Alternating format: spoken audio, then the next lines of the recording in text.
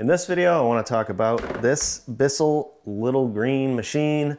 More specifically, I want to talk about the brush head attachment and how it's kind of annoying.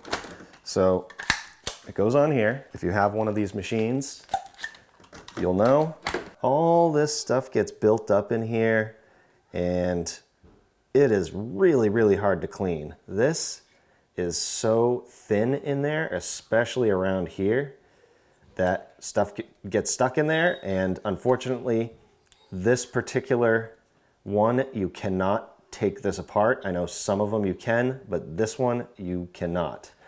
So I ended up getting this as a replacement. This has a bigger gap in there, if you look compared to there, and even on the sides, which is hard to tell because this is just blocked up. But this should not get clogged up as much, and it's a perfect fit for this machine. It will also fit a 3194, a 2458, and a 3353.